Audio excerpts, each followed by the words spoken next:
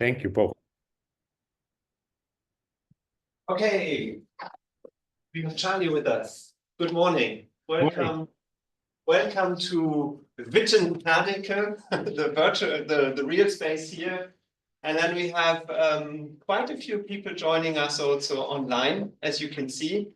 I would like to highlight two students, Julia and Sophia, who joined us from Lviv in Ukraine, and who are also part of this seminar this semester for the first time. And maybe I just put myself here so I'm not standing in the way. And it's great to have you with us again to share a little bit of your insights. Johannes, my colleague here in the room, and Lutz, whom you see on the screen, the three of us, we are organizing the series of seminars, so we'd like to welcome you very warmly. And I will introduce you in a moment, and then the idea would be to hand over to you and give you the opportunity to share a little bit from your background around the topic of journalism and AI, and that's really what drives us here in this conversation today, which is running under the umbrella Understanding Media, where we put like spotlights on different aspects of the constantly changing media landscape and trying to develop and reflect on how we can responsibly engage as the students today, but people who are in future leading positions and others joining us here really need to have a good understanding of how the media landscape works and evolves. So I'd like to introduce you, Professor Charlie Beckett from the London School of Economics. You are the director of POLIS, which is a think tank for research and debate on international journalism and society. And you're also leading the Journalism AI project. Charlie, you are specialized in how journalism around the world is changing and its relationship to society and politics. And I think this is really going to the core of what we would like to understand better here. So it's a real pleasure to have you with us. Charlie, I'd like to give the floor to you. Great, thank you very much. It's lovely to, inverted commas, be with you today. Well, I'm not going to do a sort of big lecture here. I'm just going to do an introduction, setting out a few. First of all, I'm going to talk about what I'm doing with my AI project, and then a few thoughts about how it relates perhaps a bit more widely to AI and media in general. The project I'm running on has been running since 2018, so it was before all the fuss about ChatGPT and Midjourney and DALL-E and all that sort of thing. AI is actually, I mean, there's no such thing as artificial intelligence, for example. We should start there. The term AI is a kind of umbrella term for technologies which do things that appear to be the kind of things that a human being would do. And it's been around for decades, and it's only just recently, because of technological advances, some of them quite boring, things like we have a lot more server space in the world than we've ever had before, but also the ability to create transistors that are much, much more efficient than before means we've got the computing capacity to create this algorithmically driven technology which does things that mimic human intelligence. And one of the paradoxes of this technology, which I'm going to keep going on about, is that it's kind of a con, in that it's constantly pretending to be human, it's pretending to be intelligent, but it doesn't know anything. It has no concept of truth. It has no concept of facts. It's just an incredibly clever language machine. It's able to give us text or audio or indeed visuals according to its training. So I think it's really important we remember that there's no magic here.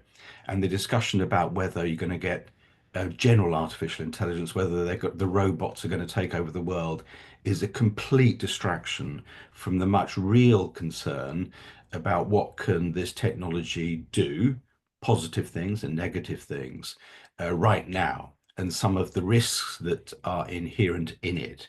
So back in 2018, it seemed to me that this was the next kind of wave of technological change. I was a journalist for 20 years before I joined the LSE in 2006. And even in that period, we had digital tools that came along. We had mobile phones that came along.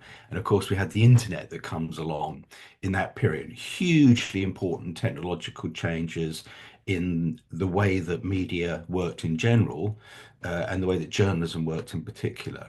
And then since I've been at the LSE, we've seen the explosion of social media, for example, which keeps continuing to evolve with, for example, TikTok in the last few years, where now we have millions of people following news organizations on what was originally a kind of jokey dance app. Um, and so there's been this complete transformation of the digital scene, full stop. And then along comes artificial intelligence. And initially, it does very, very boring things. It can automate very simple tasks. It can create journalism, very simple stuff like weather reports or very simple financial reports. Um, Often the kind of things that you wouldn't want to waste a human journalist on. Uh, and then about 2 years ago, almost to the day actually, or the month at least, we get generative AI exploding onto the scene. Again, generative AI had been around for many years, but it was only in November, December 2022 that OpenAI decided to unleash ChatGPT. And the reason they did that was not because it was beautifully fully formed and it was perfectly functioning and totally reliable. It was because of commercial reasons. They were desperate to get in before Google released their version of it. And as you know, it sort of exploded into public consciousness in quite a remarkable way. What was different about it was that anybody could use it. Previously, artificial intelligence was in a kind of black box. You had to have technological knowledge, you needed to know how to code, you needed to understand algorithms. The difference with generative AI is, first of all, the accessibility. Anybody can put in a prompt.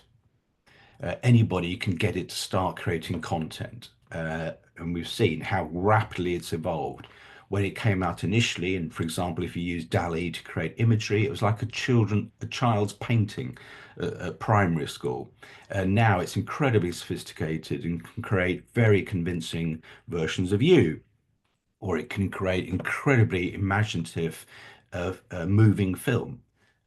So within 2 years, its capacity has been quite extraordinary. And of course, its capacity for mistakes as well. We know that inherent to this technology is discrimination and biases because it's based on real world data from the internet, which is full of discrimination and biases. So we are aware that this technology has incredible capacity, but also has a kind of instability. And this applies, but I've been working, on journalism, how news organizations around the world could use this. We've created, if you go to our website, there is training uh, programs. We've done innovation programs. We're about to launch a $4 million grant making program where we're going to support newsrooms around the world to try and use AI in a responsible way. And so we've learned a lot through that. We've done research, we've done surveys of what people are doing with AI in journalism, but also what they're thinking about it. What do they think are the problems involved? What are the risks? But of course, what are the opportunities? And what's interesting for me is I think we're at a kind of transitional phase at the moment, that there's been an enormous amount of hype about this, that it's going to take all your jobs, or it can do miraculous things, it can replace journalists somehow. But it's anybody who starts using it realizes that it's much more practically circumscribed. And this applies to any use of AI. For example, I've been speaking to people who are using it in medicine, and they describe this as the clinic or lab to clinic problem, which is that you can create fantastic diagnostic tools, for example, using AI, which are brilliant. when you're using it in the laboratory. But as soon as you take it into the real world is uneven. It's full of human beings. It's full of very practical circumstances, and it makes it much less reliable to use that technology, especially in a field like medicine, where you're literally talking about people's lives. But the same applies in journalism. You can create a wonderful tool to create articles, for example, but then in practice, it makes one or two mistakes. You know, it's only 95% accurate. The trouble with that is that journalism is supposed to be at least 100% accurate. The reason you go to a journalist is because they're supposed to tell you the truth. They're supposed to give you reality. And so if you're relying entirely upon the AI and it's not accurate, then it's just not good enough. You're spending all your time checking it. So what we're seeing at the moment within journalism is that people are using it very much as a tool. They're not using it as some sort of miracle worker that creates content like some god. They're using it much more like an intern. They're using it for things like transcription. They're using it for translation. They're using it to reformat information, for example. For example, if you go on a news website, often there's a button that says, click here to listen to this article, because you may want to listen to it rather than read it. So these are not kind of miracle working facilities. These are quite humdrum in a way, but they are really important because journalism around the world is under incredible pressures. It's under financial pressures, it's under political pressures, and perhaps most of all, it's under competitive pressures that when you go onto your phone, you have a million choices of things to pay attention to. And journalism is just one of those. And so journalism has to compete for your attention with everything else that is online. And the trouble is that journalism can be quite serious. It can tell you things that are quite negative. So it's not often not as attractive as looking at kittens or cats or something. So there is this fundamental problem for journalism, which AI, in a way, it can help. It can make journalists much more effective and efficient. It can help them to connect to you in a much more optimal way. It can literally say, how do you want your news today? What do you want to find out? And we can automate a lot of that process. But it also raises a huge threat, which is this idea of disintermediation, which is why would you go to a news organization? Why would you go to a journalist to find something out when you can just type in a prompt to ChatGPT or some other AI search engine? And that I think is a fundamental question. And that raises all sorts of questions about, for example, misinformation. How do you know where that information on ChatGPT comes from? What was the source of it? Do you know that it was verified? Do you know that it was curated? So there's a huge issue around misinformation. And more generally, there's a huge issue around what do you understand about information more generally? So I think that I look at AI as incredibly exciting, incredibly interesting for news organizations. But in the end, this is a kind of human situation that is about human beings making choices about how they use this technology. And ultimately, I see an opportunity here for journalism, which is that if you can use AI to do the basic information tasks, tell me the weather, tell me the football results, tell me the basic things, then there's going to be a huge demand for the more human kind of journalism, the journalism that is expert, the journalism that is emotional, that cares about things, journalism that can make judgments, that can say, this is important, this is not important, this is true or believable or trustworthy, but this isn't. And AI, frankly, is not very good at those kind of human tasks. So my prediction is that, especially in journalism, but I think in a lot of other fields actually, that you're going to see AI doing a lot of that basic work, and some of it quite creative, some of it quite complex. But we're going to see an extra demand for those human skills, such as empathy, such as judgment, such as compassion, and also those human skills in terms of being in the real world. The ability to talk to people, to witness things, to go out and see what is actually happening in the real world rather than the data world or the algorithmic world. So that's the paradox, I think, about the power of AI, that it's going to be able to do a lot of things that humans do already, but there's still going to be those things that we need humans more than ever to tell us. So there you go. That's my introduction to AI. Very happy to take questions or explore further. Thanks. Yeah, thank you very much, Charlie.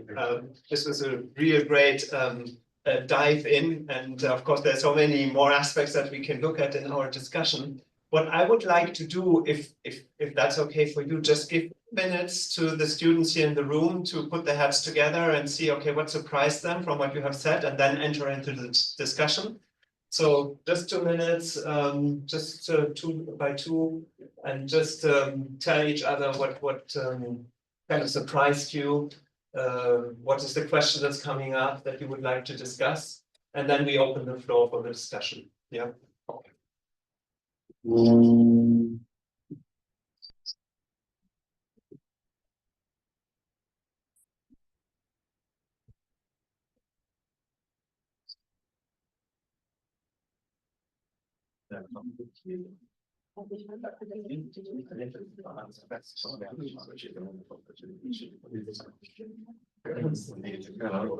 Julia und Sophia, maybe you both science. It's not possible technically. Okay, sorry.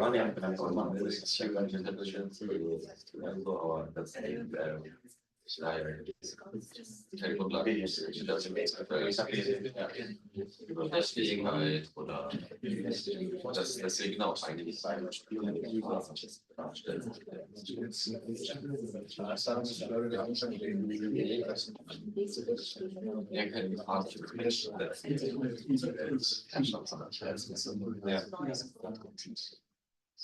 ich glaube, da ist auf jeden Fall nur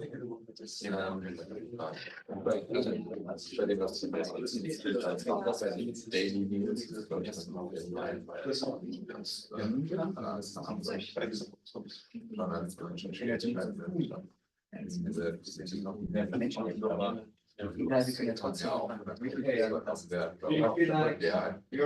schreiben letztendlich. Yeah. Genau. Okay, very good. Now let's bring it back together here in one conversation. Charlie, you will see on screen that I kind of pulled in also in the spotlight Julia and Sophia, who are our two student colleagues from Lviv. And then Lutz, who just went out for a coffee, I guess, but he is also co-moderating, so he will be with us as well. And then you have, of course, all the guests on the top line, but just wanted to bring together the core group here. All right, so who would like to kick off the discussion? Do you have a question, a comment, something that you have, a statement, something that you have heard that didn't really convince you, or where you would like to go a little bit deeper? The icebreaker question.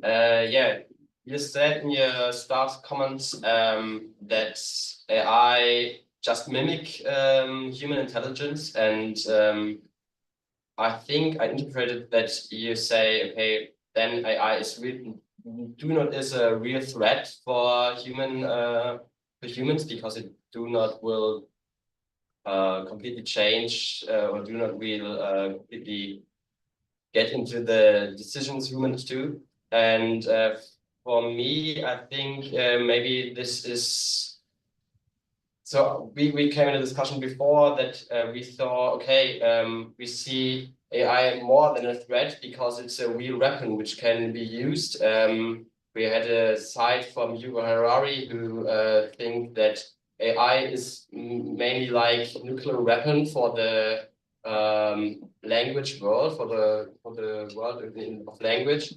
because it can influence everything we know and everything yeah we speak about and think about.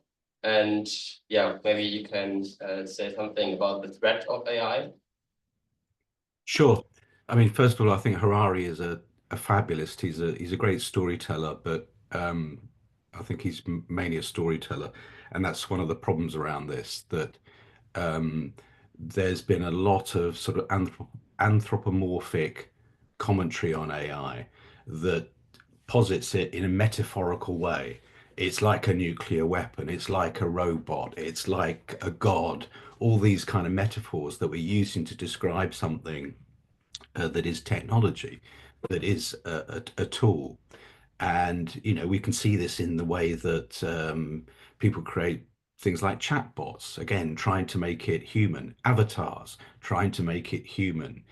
And this creates this impression, this metaphorical impression, that it has some sort of existential identity, that it's somehow sentient, that it somehow has a willpower of its own. No, it doesn't. It's like any technology, electricity, for example. It's like any kind of environmental thing, like water. You can regulate it, you can control it, you can shape it, you can do what you wish to do as a society or as an organization or as an individual. And so whenever you think, even when you think of nuclear weapons don't decide to go and blow up Japan on their own accord. Somebody has to fly them there and drop them.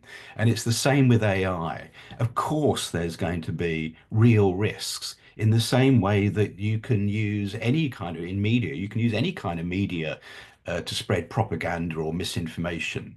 I mean, I worked as a journalist for 20 years, and we were constantly being told that we were lying and we were making things up and we were sensationalist. Now, suddenly, traditional journalists are seen as some kind of virtuous thing. But of course, they're not. It's about people making choices. So it's about politics and it's about power. And it's about wealth, of course, about how these technologies are used. And I would say that, yes, there's a real risk that you have such powerful technologies that are in the hands of a very small group of people, generally speaking, from one bit of America. People like Elon Musk, for example, or Bill Gates or Jeff Bezos, who have extraordinary wealth and extraordinary power. But it's those people, I'm much more worried about those people than I'm worried about the technology per se. So I think it's really important that we think about it like that, rather than, Harari, who likes to sort of think that there's some sort of, I don't know, kind of ghost in the machine. That is, it's not a fairy tale. This is about realpolitik. That's how we should be thinking about this technology. It doesn't have some mystical, essential power. It's a technology, it's a tool, and we as a society are able to shape how it's used. So yes, there's loads of risks, but when I look at the risk of misinformation, for example, where does it come from? Is it AI? In fact, it's generally not. It's not particularly the deep fakes. It's not particularly the AI generated disinformation. The real problem is real people. It's Vladimir Putin deciding to spend millions of rubles on teams of people spouting disinformation. It's Donald Trump, who is a liar and a fascist, spreading direct propaganda and mistruths um, as a human being. AI doesn't make Donald Trump say that stuff.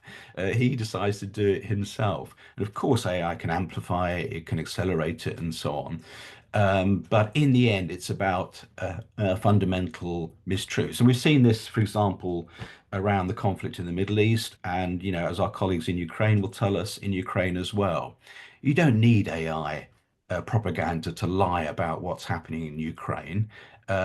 You have real politicians saying, no, no, no, it was NATO that started this. It wasn't the Russians invading Ukraine that started it. So I get quite furious about this, not because I want to protect or defend the technology per se, but we are ignoring the real threats that may be associated with AI. Can I answer to this? Yeah. Yeah. Okay, yes, I would say, okay, AI is a tool, and it's a really powerful tool, but I think the main difference to other tools we have so far is that AI is a tool which gets bigger and more powerful on its own, because we once feed it with data and then it's spread from this data to things we do not know why it's now known this thing. So we cannot control this tool, and it's yeah, it has a little bit of its own way which it's grown, and so it's a different tool than other tools. Would you? Um, to a degree, yes. But no, not really. You can control it. You can, I mean, take for example, take Facebook for example. How much porn is there on Facebook? Almost none. It's quite remarkable, and it's because they decided they didn't want porn on Facebook.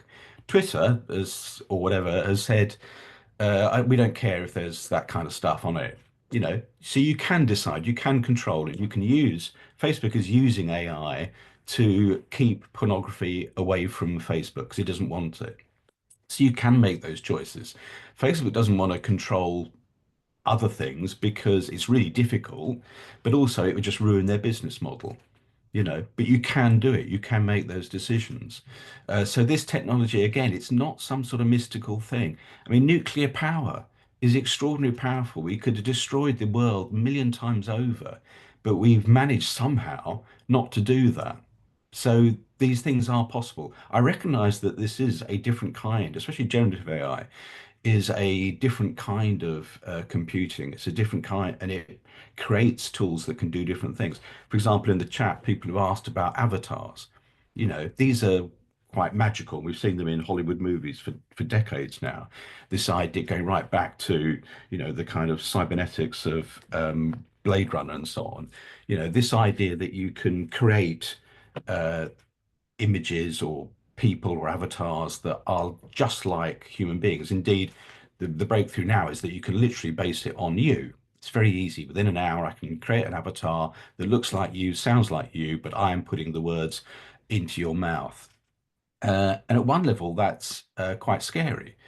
But in practice, it's less scary. It's something that you can. I'm very worried about it in terms of sex abuse. I think that's a real problem around that kind of image generation. But I'm much less worried about it in terms of misinformation. I do agree with the comment about liar's dividend, that there's this problem that people, it's not that they are deceived by an avatar, it's just they don't believe anybody. And I think that is a huge challenge to real journalists to prove why you should trust them. Why should they be more trustworthy? And it's because they're going to be more transparent, and ultimately it's going to be because they are more reliable in the long term. You can have a relationship with them, which over time is going to be more trustworthy, more reliable, more accurate, etc. And in that sense, the avatar is a bit of a distraction. Again, we love to have conversations about, robot newsreaders, are they going to take jobs, etc. But especially with journalism, and this is not an optimistic scenario, by the way. There's nothing optimistic about this. It's trying to be realistic. In the end, journalism is about reality, or at least good journalism is. I accept bad journalism can be about, clickbait, sensationalism, and fakery, and that's always been the case. But for good journalism, what's the point of faking an image? Even if it's more efficient and more sensational, your trade is in truth. You are trying to show people this is an image of what is happening in Spain with the floods today. What is the point of making one up, you know, as a journalist, as a quality? What's the point of that? So I think that the paradox of this, and you can see it happening, for example, during the pandemic, where there was a huge surge in people going to traditional mainstream news sites because there was so much bullshit out there. There was so much propaganda and lies and deceit that people actually went back to traditional public service news sites because they wanted to know the truth because it really mattered. And so that is, if you like, is my optimistic side, is that if journalists do their job properly, then they are going to stand out in the sort of ocean of uncertainty and lies. Great, thank you. I have one comment here in the room, one online. Is there any other questions? Maybe we take these two and then we will take one. Do you want to start? Maybe you can come a little bit to the front so that Charlie can see you in the camera here. Yeah. Yes, I would like to ask the question, in addition to his question, how does AI, or how is AI able to differ between fake news and real news? Because it takes all the data available, and if Putin and all his co-fakers are telling untruths, this is also a database for AI because it takes everything into account. So eventually, if this takes a long time of fake news, I suppose data, AI will use this data as well. And then the basic information, if we rely as human beings on AI for basic information and then do all the extra steps in emotional and empathy and judgmental news, if our basis is wrong because AI can't differ between true and fake, we are having a huge problem. Okay, good point. Thank you very much. Maybe before we give it back to you, Charlie, I just want to invite, I cannot see the full name, Matthias Kettner. Yeah, online. You want to come in? Ask your question. Hi, thanks for this enlightening overview. When I commented in the chat that I find it optimistic, what I mean is that you're speaking from a position of professionalized journalism, whereas I think generally the trend to which AI contributes heavily, but AI isn't the only problem there, the trend is deprofessionalization of journalism, partly due to the fact that fewer and fewer people, especially fewer and fewer younger people, have any idea or clear idea what good journalism, what distinguishes good or quality journalism from bad or no or non-journalism or fake journalism. Yeah, and I mean, I dare to predict that if you asked Johannes, if you asked all the participants in the room who reads a quality newspaper, the answer would be quite drab, I suspect. And so it's not only AI, but AI is contributing to a trend of deprofessionalization, which generally has also to do with, to bring in another factor, populism. So when Trump was sort of calling all kinds of media fake news, except those who were kissing his shoes, then this is just a symptom of a cultural normalization to distrust any media. This is a trend created, of course, by populists who haven't, for whom any kind of professionalism, be it scientific expertise and authority, or be it journalistic expertise and professionalism, is just something, some elite phenomenon which shouldn't be there or which you shouldn't respect. So populism is the bigger problem in political terms. That's not a technical problem, it's a political problem. That's what I wanted to contribute to this discussion. Thank you very much, Matthias, that's great. Okay, Charlie, do you want to respond to these two questions and then? Sure. Both questions, actually. I agree with both of them in the sense that I think very often, and this is not just about AI, it's about talking about politics or information in general. We want to blame the technology. We want to blame social media. We want to blame mobile phones. Smartphones are driving our kids crazy, or social media is responsible for polarization and populism, or AI is responsible for fake news. And I think and we talk about a post-truth society, as if the previous society was somehow full of truth, and a kind of golden age. And I think you're quite right that there is a much bigger political, social crisis that's going on around liberal democracy. And if you look at what's been happening to liberal democracy recently, if you look at the invasion of Ukraine, if you look at the financial crisis, you can see that fundamentally it's struggling. If you look at the issues around immigration, for example, this is an extraordinary disruption to societies, and we're then surprised that it has political impacts. Well, technology didn't invent immigration, for example. Technology didn't invent the financial crisis. These are structural, systemic problems. And I'm not saying this from a left-wing or right-wing perspective. I'm a very sort of traditional liberal centrist, but I think it's important that we recognise that where there are these problems, that they are driven by much bigger structural issues. On the first question about this kind of idea that the whole informational environment will be polluted, and therefore you shouldn't rely on AI for truth. Well, I absolutely agree. I think it's a real problem.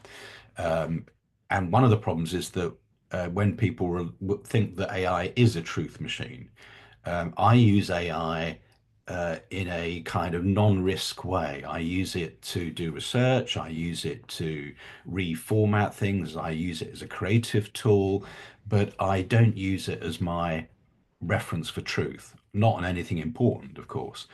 And this is actually, again, an interesting opportunity for journalism. Some news organizations are now doing deals with some of these AI companies, because the AI companies recognize that, or some of them do anyway, they recognize that if their technology is unreliable, then it's pointless.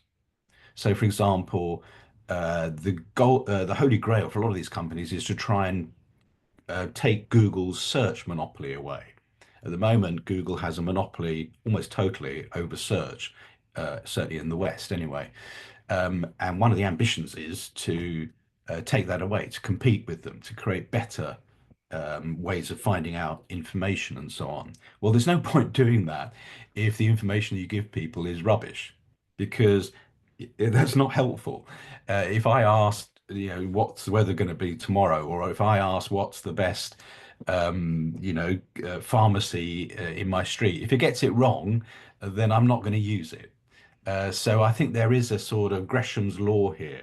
Don't know if you're familiar with the concept in finance, the idea that bad money is driven out because we need it to work. We need the information has got a kind of currency value, that if you pollute it, if you devalue the currency of information, then people won't necessarily want to use your tool, your technology. So again, I'm not saying there's anything automatic about this, but I do think that there are incentives on both sides.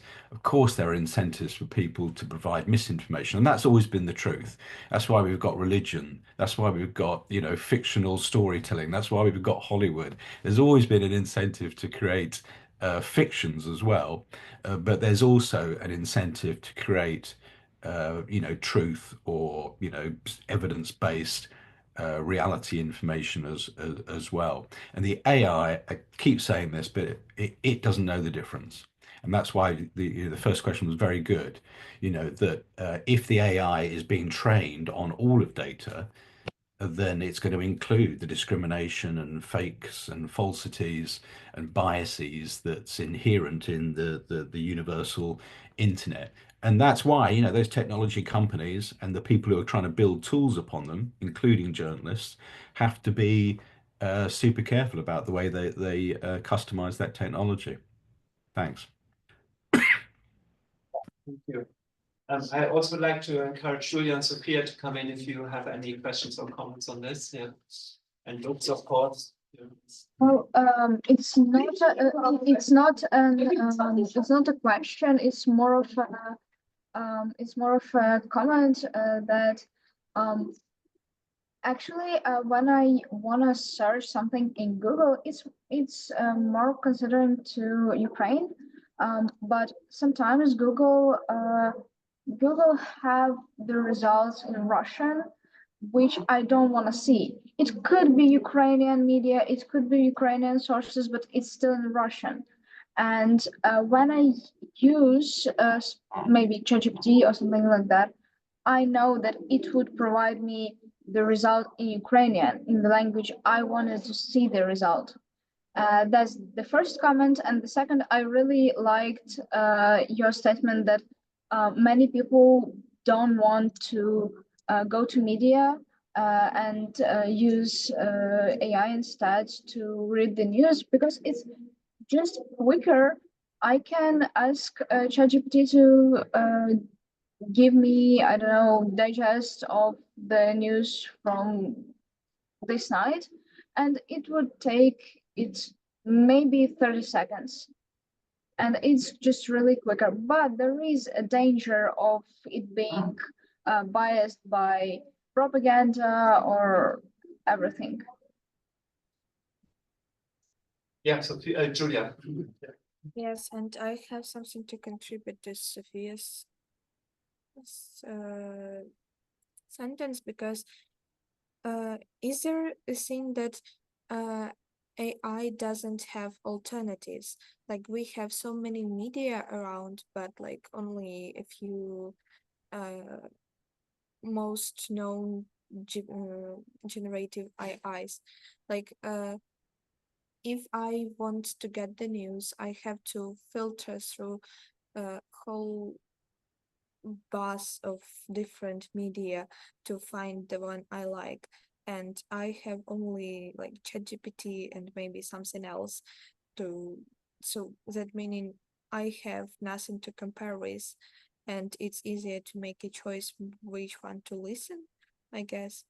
Is there a real thing or it's just me? Yeah, okay. Any other question to add to this or compliment? Here? No? Okay. Fine. Charlie, over to you. Yeah, I mean, I think it's really interesting what you're saying, both of you. So, what you were saying, Sophia, about the limits of search, I think is really interesting, especially from somebody, dare I say, of your generation, that you're just thinking, I want to know something, okay, and I want to know it in a particular language. I want to know it as it's relevant to my curiosity. I don't just want to go and type in a simple search, and I don't want to be told by a mainstream media organization. I want an answer to this question. And this has been happening for the last 20, 30 years, where we're starting to get used to saying, what do we want to know? Okay, rather than, oh, we used to say, what's on the news today? What's in the newspaper? What are they going to tell us today? And now it is all centered around us, the audience, the citizen. And in my industry, journalism, that is a profound shock. It used to be that we would create a TV program or a newspaper, and you were lucky enough to be able to buy it or read it or listen to it. And that's how you got information, which is if you think about it, it's an incredibly weird way to communicate around information. And the biggest revolution in media and journalism has been that the audience, the listener, the reader, the viewer is now the starting point. They are the starting point. You have to know what they want to know about. What is relevant to them, what is interesting to them. Also, what do they need to know? You can tell them things that they didn't understand, that they didn't know was happening. So it's not just answering questions. And the whole point about technology in journalism has been responding to that. It's been saying, okay, you're spending your time on TikTok. Well, if I'm a journalist, I better go on TikTok as well, because that's where you are. That's where the conversation is happening. There's no point me being on my lovely newspaper if nobody's reading it, if nobody's listening to me. And also, I don't understand what's going on in the world unless I'm part of your life, rather than just saying, okay, I went to a very good university, I've learned how to be a journalist, I'm now going to tell you what's happening in the world. And AI is very helpful in that, as you described brilliantly, instead of just saying, I want to know, I don't know, about the latest on the Ukrainian economy, you can say, tell me about a specific aspect. Tell me about earnings, tell me about welfare in the Ukrainian economy, and I would like some reliable Ukrainian sources for this rather than just propaganda, whatever. So you're able to get much closer to what you want. And for me, the AI is incredibly helpful at this. It can understand your behavior, it can understand who you are to a degree, and it can then serve you that journalism or information in a way that you need. So, for example, if you are on your way to work or university, you're on your bicycle, there's no point giving you video or text. You want audio. Something as simple as that. Offering you that option of audio means that I can give you my journalism in a way that's relevant to you. It might be you're in a rush, you just want quick headlines. You don't want lengthy stuff. And then in the evening, perhaps you are more relaxed and you want a more reflective, intelligent analysis. So perhaps you want a podcast. So when we create journalism now, we should never think, oh, I'm just creating a TV program or I'm creating a film or a article. We should always be thinking about we are creating a service. We're creating an information service that is tailored, that is customized to your needs in the public. Julia's point, remind me, Julia, what were you saying? You were saying that you were, Julia, Yeah. remind me what you're saying. I was saying that you are specifically relying on AI because there is no alternatives to it. Like if you want to get it from the news, you have to filter through the whole bunch of different newspapers, and you have like one or two different generative Right. AIs that get the information for you. So you know that it's easier to make a choice. Yeah. Yeah, that's an interesting point. One of one of the issues around search, for example, conventional search, Google search, is that people only ever look at the top result. So there's the most popular result is the one that everyone looks at. And the same with social media, that the algorithms will always prioritize the most popular message. And so again, there's that danger that you only ever see the top message. And the same with AI, that if it's doing a kind of, it tends to go towards a kind of consensus. So it'll give you a kind of summation, a summary, the most conventional orthodox summary of a particular query. So that is a real, danger. In practice, a lot of the research seems to suggest that people who do go online actually get a greater variety of sources. That they, because of the way that the algorithms work, the way that social media works, you do tend to get a greater variety of sources. You will bump into different news brands, for example, in a way that you wouldn't before. When I was working as a journalist in the UK, there were only four broadcast channels, for example, and there were 8 newspapers, so incredibly limited range in a way.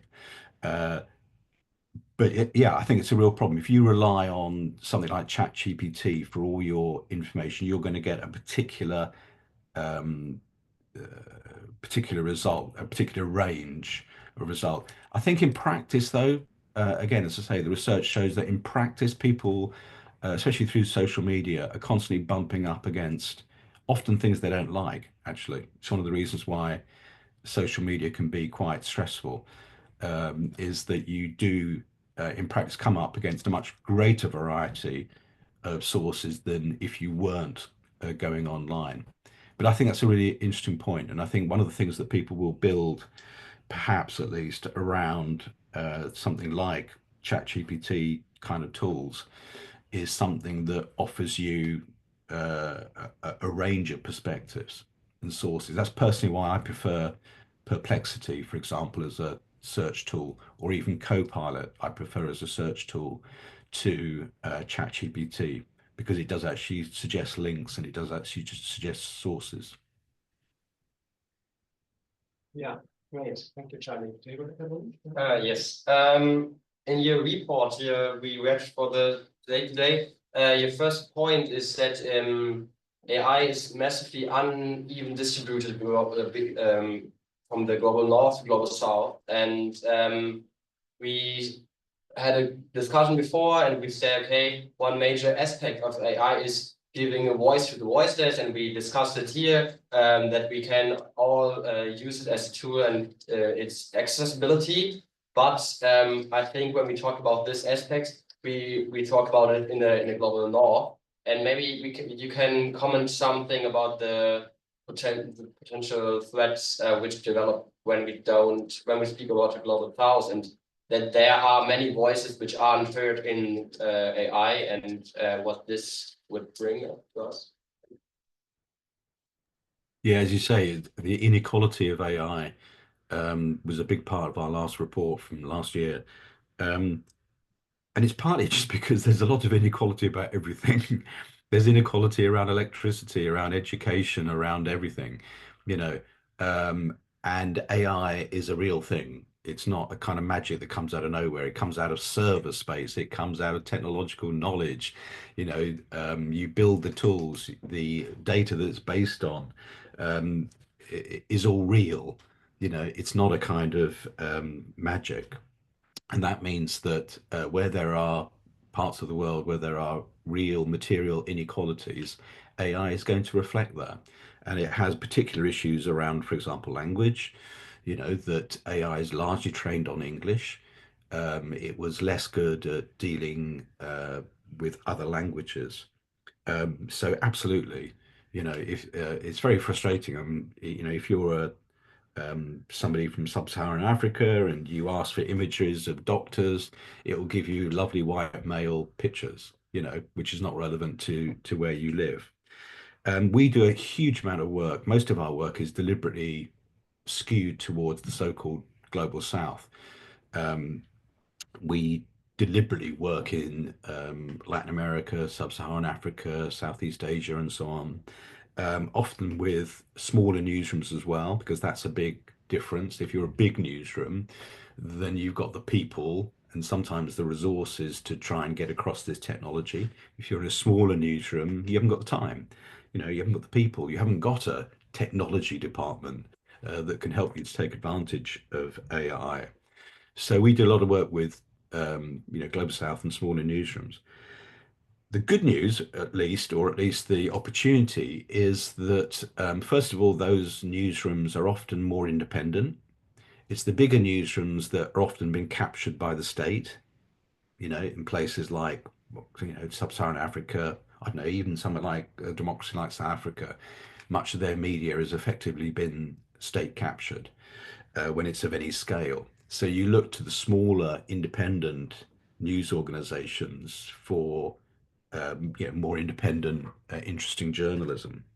And again, the sort of good news about this technology, at least in principle, is that it is much more accessible. In the past, AI, as I said, you needed a team of people to build tools, to build systems in your newsroom. With generative AI, as we all know, it's much more accessible. It's not free, especially if you want the professional standard tools, you have to pay subscriptions for them.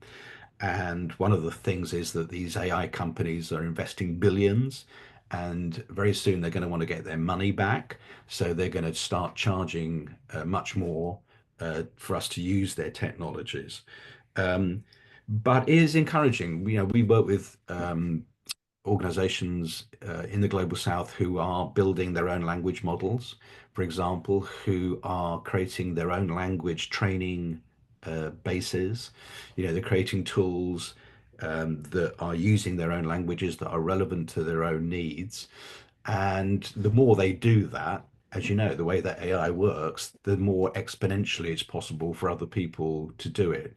So I'm not going to pretend that it somehow is going to impact greatly on, global inequalities of information or anything else.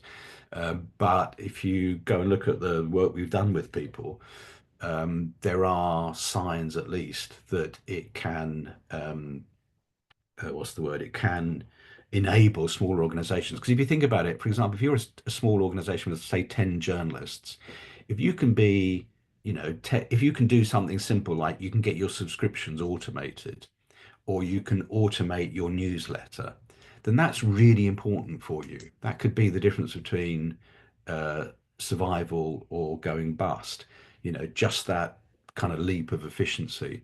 And, it can be done relatively cheaply. So, yeah, huge inequalities. We live in a very unequal world, don't we? I would like to build on that and just think a little bit about the business model of journalism and media and see, I have really the question to you, where do you see like the media landscape as we know it today with media companies making their money out of advertising subscription, which is, let's say, the traditional, the old model.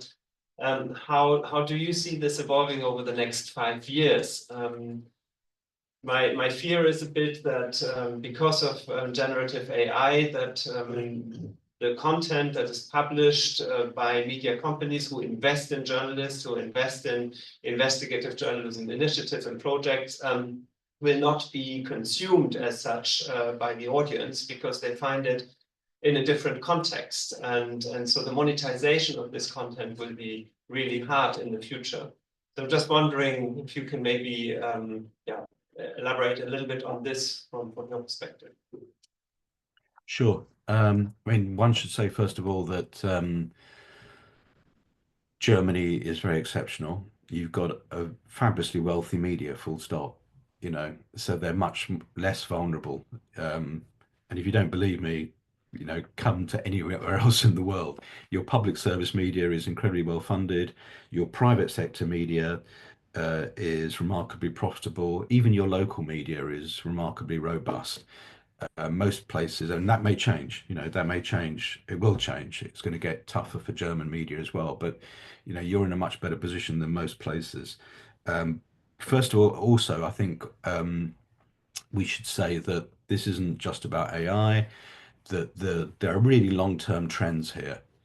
Newspaper sales, for example, were falling even before the internet comes along, before social media.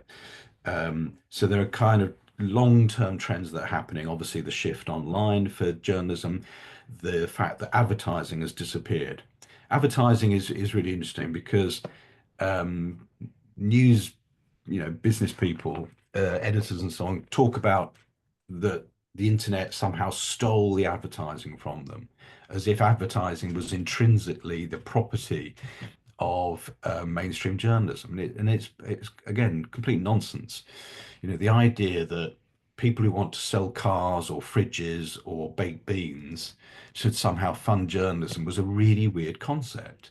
It wasn't you funding the journalism because you loved it. It was these advertisers that funded it. So in a funny way, this has been a kind of huge reality check.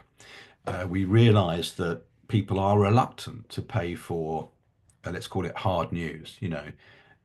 They are happy to pay for lifestyle stuff, but they're not happy to pay for the kind of journalism which is supposed to be essential to democracy. And that's a real issue. And let's not, I mean, Germany, again, you're better off. You've got a history where people are used to subscribing to newspapers, for example. So traditionally, there's a built-in a habit, if you like, a behavioral thing about paying for news. You've had public service media certainly since the Second World War because it was part of your constitutional settlement. Other places are much less likely. And so we are seeing this with mainstream media. We're seeing a number of trends that AI is going to accelerate. For example, consolidation.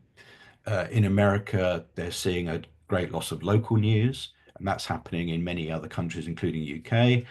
But you're also seeing a kind of consolidation in the States, for example. If you are somebody who's interested in liberal, intelligent news, you buy the New York Times. And therefore, the Washington Post, the LA Times, the Boston Globe, all those other nice organizations are suffering. Because here's a killer statistic. Of the people who subscribe to a news organization, so these are the people who pay for a subscription, the average number of subscriptions that they have is 1.1. So people, if you've got more than one subscription, you are really unusual. And you're already unusual if you've got a subscription. I think the figure in the UK is about 7% of people have a news subscription. In the States, I think it's a bit higher, 11 or 12%. Now, that is clearly not very many people. It's probably enough for a news organization to be sustainable, but it does raise all sorts of questions about where the wider public are going to get their information. And then there's this big demographic problem, which, as I think Sophia mentioned, people don't get their younger people just don't go directly to a news source. And it's quite possible that they won't when they grow up, that they go to social media, or I'm going to my phone to find out what's happening in the world, and they will be, for example, going to influencers. We published a report a couple of years ago about what journalists could learn from influencers. Influencers, yes, they're easily ridiculed. Some of them are quite corrupt, but they work incredibly hard at building a relationship with their public. Their public trust them. And journalists are going to have to be more like that. They're going to have to build personal relationships with the public around journalism. So yes, I used that word disintermediation before, which is that the trend, and it's been happening for decades now, will be that you don't need to go to a journalist for your information. If you need to know about your football team, you can go to the club website or the FIFA website or the Bundesliga website. If you need to know the weather, you just look at your weather app, don't you? You don't go to a journalist for that necessarily. And so the idea of journalists as gatekeepers is going to continue to be undermined. And that is why you're going to see such a growth. And I've talked about independent, smaller media, where a lot of it is going to be much more niche. You're going to see a lot of niche organizations, a very hyper-local one, for example, that just covers your neighborhood, or it just covers one subject, nuclear power in Germany, for example. And it becomes super expert at that kind of thing. Or it could be they cover K-pop, something that kind of hobby thing, and they become super good at that. You're also going to see, as I said, that consolidation. But when you look at, for example, the New York Times, where does the New York Times get its money from? We now know that when the people who subscribe, who take out particular subscriptions to the New York Times, the majority of them are now taking it out for the games, for Wordle, for the crosswords, for the spelling bee, and they're taking it out for the kind of consumer things like the athletic sports New York Times, or the recipes are very big, or the Wirecutter app, the one that the consumer reviews. News is now a minority revenue source for the New York Times. So again, I think you're going to see this bifurcation. You're going to be more small, niche, specialist, even individuals. But you're then going to see the kind of conglomerate that doesn't just do news. And, newspapers never did. Newspapers were always a mixture, weren't they, of crosswords and sport and arts and so on. But there are going to be fewer of those in the future. Yeah, excellent. Thank you, Charlie. Sophia, do you want to come in, and then Lutz? Yeah, actually, I wanted to add that it's the issue of delivering the information nowadays, because and in 90s, in early 2000s, we had, when the Ukrainian independent media was just developing, we had one newsmaker who was like just retelling the weather forecast, but he was so charismatic, and he was so funny. And if he still would do his work, I would turn on the TV just to watch him telling the forecast for tomorrow. And it's the example of good delivering of information. We keep focus on people who are charismatic, who can deliver this information rapidly and make us believe in them. And actually, AI would always lack this charisma because it's just a, I don't know, system, and probably maybe at one day it would have some charisma, but not at that extent the human does. And probably we will never have the AI who writes text like a human does. And actually, it's the only thing that keeps me wanting to read or watch media, not AI, because I want to see these charismatic people in all spheres. Yeah, I think that's a really good point, Sophie. And that was the point I was making earlier about that there's going to be an increased appetite for more human news. In some ways, that may not always be good. It could be crazy, charismatic people. You know, we see this on the far right in America. You know, we see Jordan Peterson, you know, complete mad person, who, but because he's built up this charismatic following, is hugely more influential than AI, isn't he?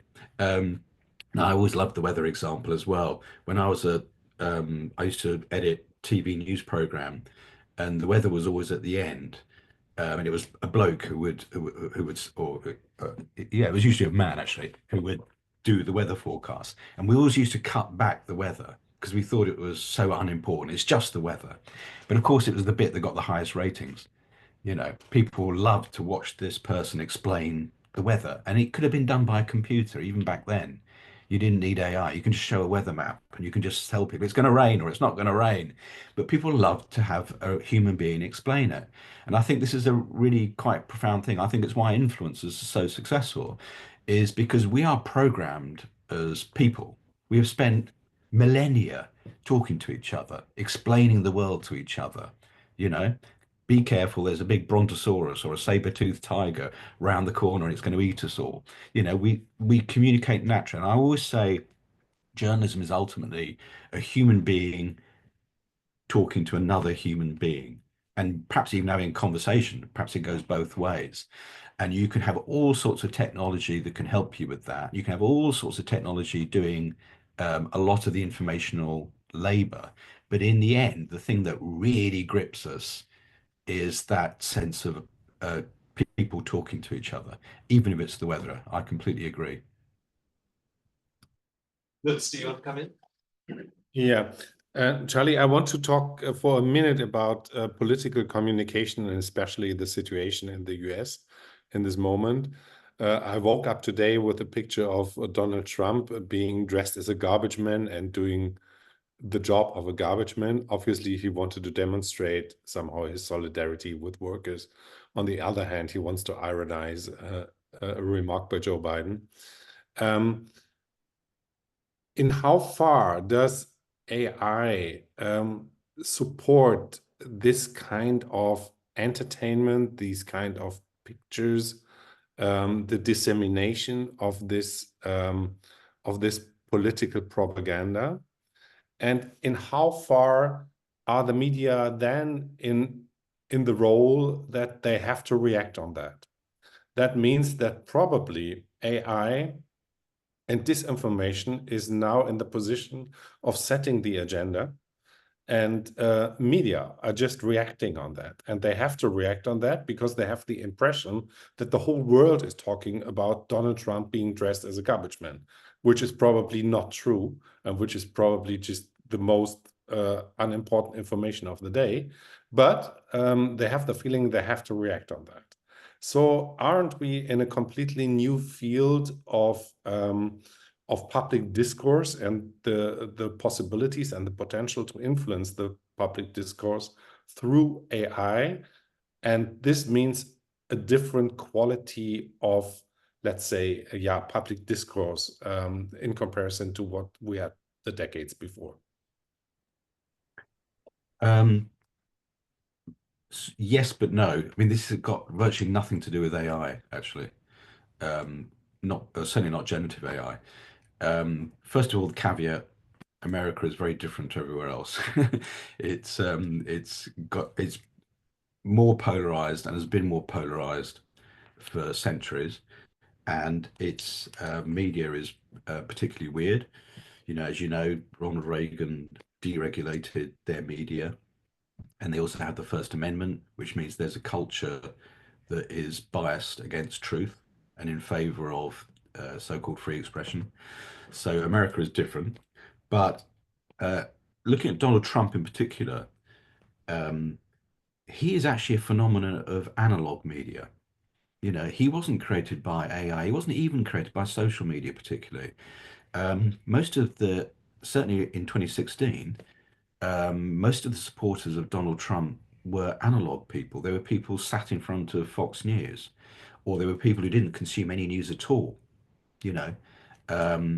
So, and the media that made Trump so successful last time, and I would argue probably again this time, was actually mainstream media. It was partly his supporters at Fox News, but it was also, ironically, CNN.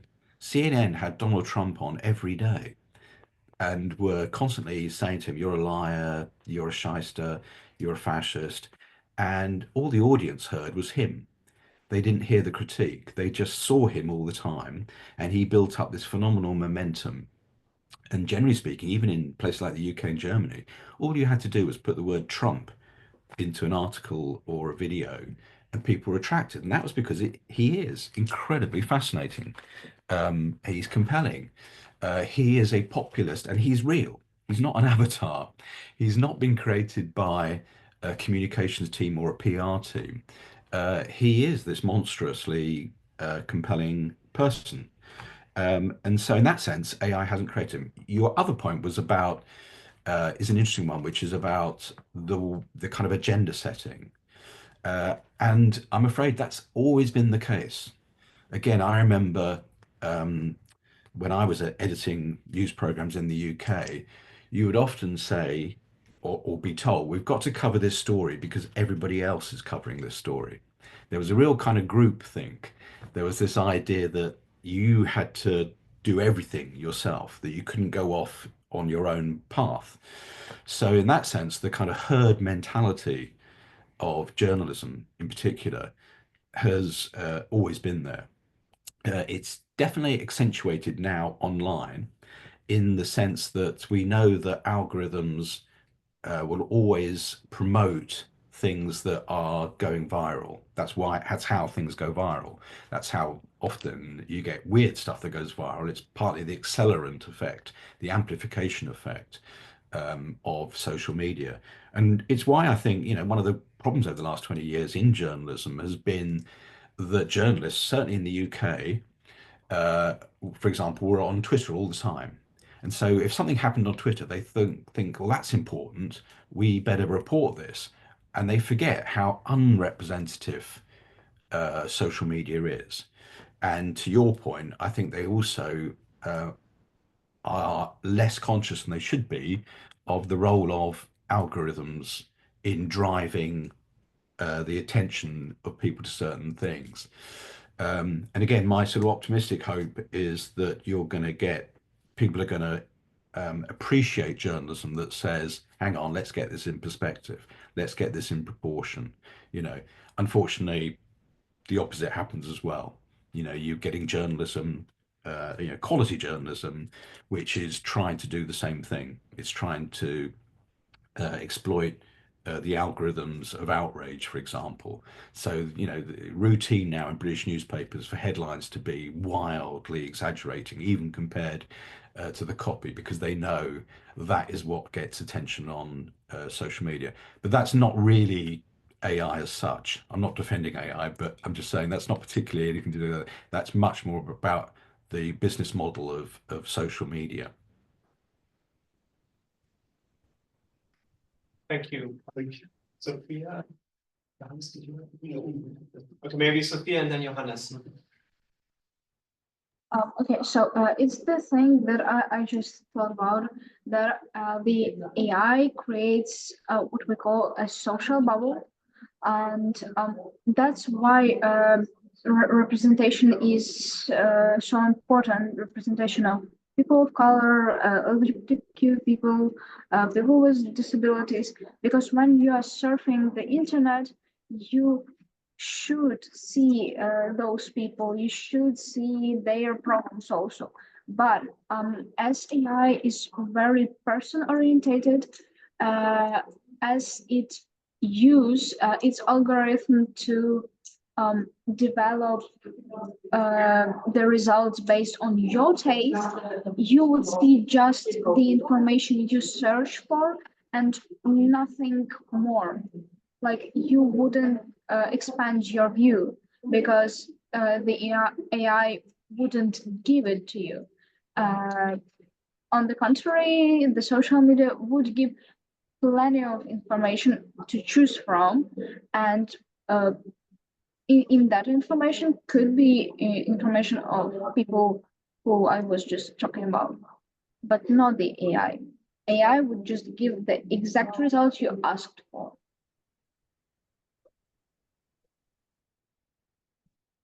Johannes, you want to come in now, or? Maybe Charlie want to answer that first? Okay. Ask another topic. Yeah, okay, good. Charlie, then, oh, I'll answer that very quickly then. Yeah. It's a really interesting issue, and it's interesting how especially from my students, who obviously tend to be younger, they're really interested about this idea of kind of filter bubbles and diversity and so on. Here's the story, if you like, which was when we had analog media, many of those, it was incredibly undiverse. Journalism in the UK, for example, is incredibly undiverse. It has more people from ethnic minorities now, but it's still wildly unrepresentative. In the UK, about 7% of people go to private schools.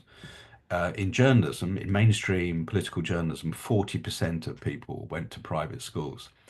So traditional media can be very undiverse, both in its composition, but also in the things it reports on. People tend to report on things that interest them. Then you get social media coming along, and you get much greater diversity of sources and voices and so on. Much greater. So if you go online, generally speaking, you will, as I said before, encounter far more perspectives, even if you don't want to. Even if your algorithm is giving you stuff that interests you, you will, if you go on any kind of social media, eventually bump up against more people than you would in your normal life or your analog media life. And people are very worried about social filter bubbles. They say, well, the algorithm is going to just give you the political stuff that you sympathize with. But the reality is it does the opposite. Also, I would say that filter bubbles are actually a good thing, because your filter bubble is who you are. It's your identity, it's your ideology, it's your history, it's where you live, it's the football team you support and the food you like. Who am I to say, no, you've got to spend all your time getting information about other things that aren't related to who you are? That's crazy. That's a really wild thing to do. You can do it to a degree, though. That's why we go to university. We go to university to find out things we didn't know.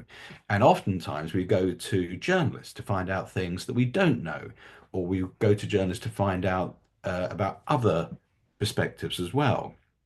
I deliberately read stuff from political journalists who I don't agree with, because I want to hear what the other side thinks. And generally, the research shows that when we go online, we do get that diversity, including, as you said, LGBT plus, etc. voices, because it's much more anybody can theoretically at least have some voice. Where I agree with you, it was going to be really interesting about AI in the future, and certainly how journalists use AI, is that it's actually going to be self-defeating. If you only give people exactly what you know they've had in the past, they're soon going to get bored. It's like if you go to a restaurant and they're serving the same menu endlessly, you won't go to that restaurant in the end, you'll get bored. And so I think there's definitely a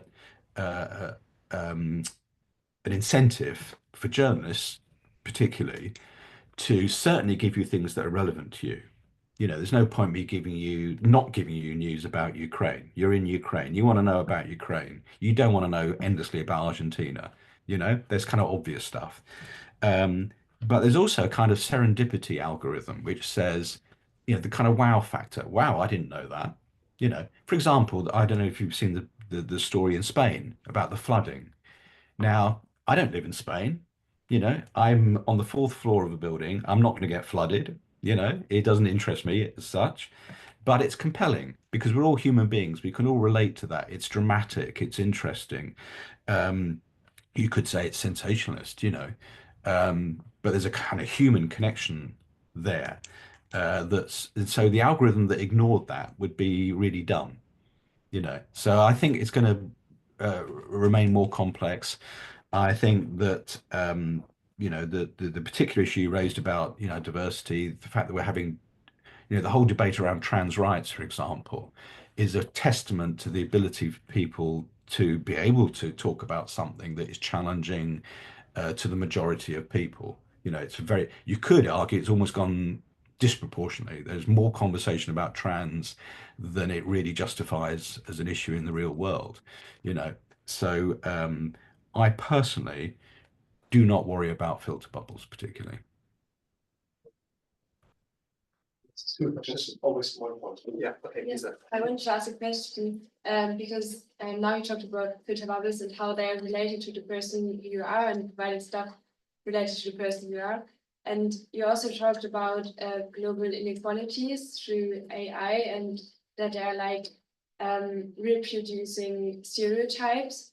So is the case then that it's not the filter bubble itself is not providing stuff for who you are because there's not enough database, and so it provides stuff which is more related to the global north and not to the person and the country you live in. Yeah, and I mean this has always been true. I was chair of an event on Friday which was looking at the 40th anniversary of the BBC report that then led to Live Aid, Band Aid. It was about the Ethiopian famine.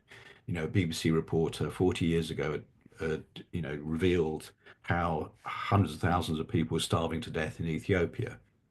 And when he did the report, he only interviewed one person, and that was a white aid worker.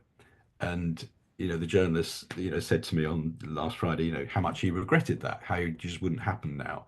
So people who are less powerful have always been excluded by media. They've always been underrepresented, underreported, and it's a fact of the world, full stop. That we all, if you're we all pay less attention to less powerful people. And it's one of the things that one tries to correct. When I worked as a journalist, we tried to correct that. When I work now as a professor, I try to correct that. But there are huge biases, and those manifest themselves very much in the way that people are represented. And exactly, if you talk to people in minority languages, for example, or people in poor areas of the world, they find themselves extraordinarily excluded from culture in general and journalism in general, as well as from what's happening online.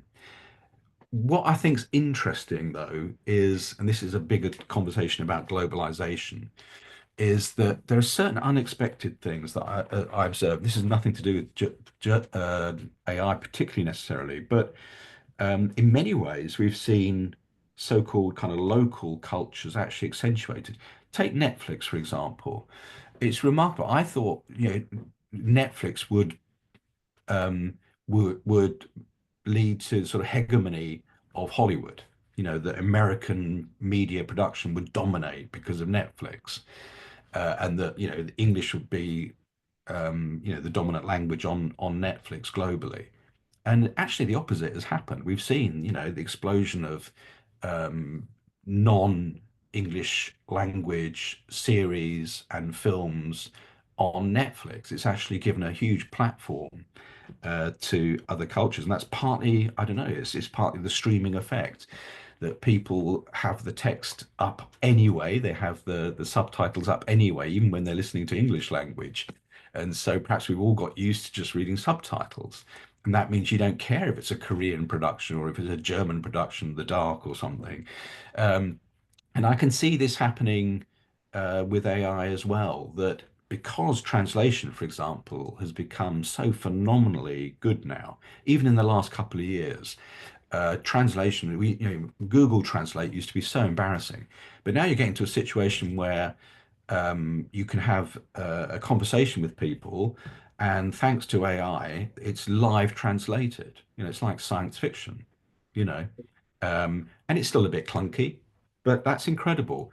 And that means that if you are in a minority language media environment, suddenly there's a two-way street. You can put out your content, you can get your voice heard in any kind of language, but also, of course, every other language can come to you as well. So I think that's going to be a really interesting, what do we call it in academia? We call it a site of contestation. It's going to be really interesting how AI and translation generally, when you reduce those language barriers, is it going to increase a kind of data colonialism, or is it going to give more devolution of cultural production to those places? I don't know the answer. We'll see. Yeah. Yes, Charlie, you started already to answer my question before I asked it. Because I want to talk about the opportunities. I really liked your view, or loved your view of AI as a tool. And I would really love to learn more about your ideas of how this tool can be used for good journalism, or by journalists in the future. And you already said more and more people are getting the chance to become journalists, to become senders of information, not receivers, than before, when we have only the traditional media. And you're talking to a lot of good journalists all over the world using AI, and what are they doing to get heard, and of what developments or new trends or usages of this tool we should be aware in the near or foreseeable future. Yeah. How to use it good in journalism, this tool. That is what I would like to learn more about. Well, first, I mean, it's using it for good. And we always say that our project is about using AI for journalism responsibly. I think responsible is a good way to describe it. In that sense, it's just, as I said before, it's a human choice. You can use AI just like any other tool. You can use it in responsible ways or irresponsible ways. So it's always a human choice, and it's vital that you keep the human in the loop, that you don't rely upon this technology for anything important. But it is interesting, as I said before, that people are discovering that some of these tools are brilliant in principle, but in practice they're less useful.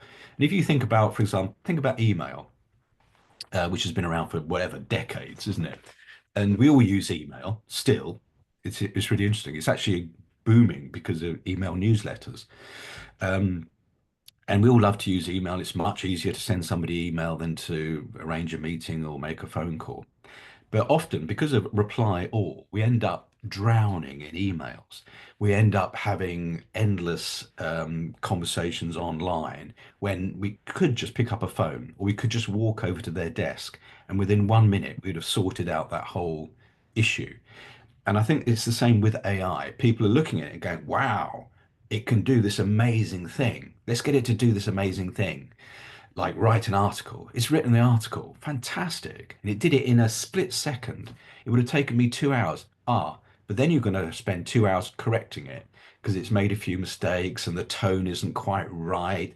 So you end up spending more time writing it than you would have saved. There's another good example. What's the other good example? It's gone out of my head. But anyway, so that people are finding out very quickly where it's efficient. And in the first phase is about efficiency at the moment. It's mainly, can I do something more quickly with AI than I could before? Not better, or more beautiful, but just can I do it more quickly? Because journalists are starved of time. There's terrific demand. If you write a story these days, then you're immediately expected to create a version for social media. You're expected to do a podcast about it. You're expected to do a graphic about it. You're expected to do something for TikTok about it. And one of the things that AI is really good at doing is reversioning. It's really boring, but it can take what you've created and you've checked it, you've made sure it's all true and accurate and all that stuff, and it'll then create, a short version, a long version, a version in Chinese, a version in video, or so on. And that's usually a pretty safe process, and that's really important. So at the moment, a lot of it is quite technical, not particularly sophisticated, and mainly about helping individual journalists with transcription, for example. Transcription is a good one, for example, where most of the journalists I talk to are using it routinely. They do an interview and they record it, and then it's automatically transcribed, and they can even use AI to find the best bits, you know. But sometimes it's going to be much quicker to do it yourself. If you're doing a breaking news story, you don't want to spend half an hour getting a transcription, looking through the transcription, design. You just know instinctively, oh, that's the soundbite. Got it. Click, put it into the video. So there's those kind of things. The other thing to stress is there's a lot of attention paid to what I've just said about content creation, but most of the AI uses are not about that. They're about news gathering, for example. It's about scraping the internet to find stories, to find content, to find material, to get alerts about what is happening out there. Or it's about the other end of the process, it's about revenue, automated paywalls, it's called propensity modeling. When you start clicking on my website, what's the point when I say to you, well, here's a little pop-up that says, please subscribe, 20 euros a month, or perhaps it should be 10 euros a month because you don't seem very keen. Again, that kind of thing can be automated. Not very sexy, not at all controversial, but really important. Another big area that we're looking at is around misinformation, of course. And again, as I keep saying, misinformation is created by humans, but you can use AI to try and monitor it. You can use it, and we've got one team working with us at the moment who are trying to do it on live video. How can you fact check live video when somebody's giving a speech, when Trump is speaking? How can you use AI to automatically identify claims that he's making that are questionable? The answer is it's quite difficult actually, but you can at least try to use AI in that field of misinformation. So, and the final bit, which I have to say, because otherwise it sounds very dull, I talk to a lot of journalists who are using it in very creative ways. They're using it as a kind of brainstorming tool. They're saying, okay, I've been asked to do this story again, and I'm doing it every 6 months. There must be different perspectives on this. There must be different sources I can go to. So you can kind of do a kind of brainstorming. Can we do this story in a different style, for example? And so there's people are using this in quite a creative way. They're using it, for example, if they're a video journalist, they're using it to do storyboarding. That used to be a very laborious process in the past, but now you can use AI to try and visualize how you would like to make a documentary, for example. And then you go out and make the real documentary in real life. So there are lots of creative ways people are using it, as well as those much more functional ways. And it's really important to say that this is not some sort of miracle thing. It's not, for example, in local news in the UK, loads and loads of local news journalists have been sacked. And so a lot of local news titles virtually have no local news in them anymore. And those editors come to me and they say, can we use AI so that the real journalists can go out and do real news? And I say to them, yes, but it's not going to be a solution. You know, it's not going to be a total solution. If you keep sacking journalists, then you're going to lose the journalism. But certainly AI can help do that routine journalism, which might enable your real human journalists to go out and do the added value human stuff. Fantastic. Thank you so much. We're coming to the end of our time here. And I'd like to take the opportunity to say thank you very much, Charlie, for spending for a second time now 1.5 hours with us and allowing us to participate in your deep insights and your reflections around this crucial topic. This is evolving, so I don't think we'll have been the last conversation about this. Thank you so much. We will do a little break here and then have a reflection round with amongst the students. I hope we have the opportunity to see each other again. Thank you, Charlie, for joining us, and all the best wishes from Witten and Lviv and Berlin to London. Yeah, thanks for some great questions, and I hope you enjoy your deliberations and keep in touch. Thanks very much. Thank you. Thank you. Thank you. Thank you so much.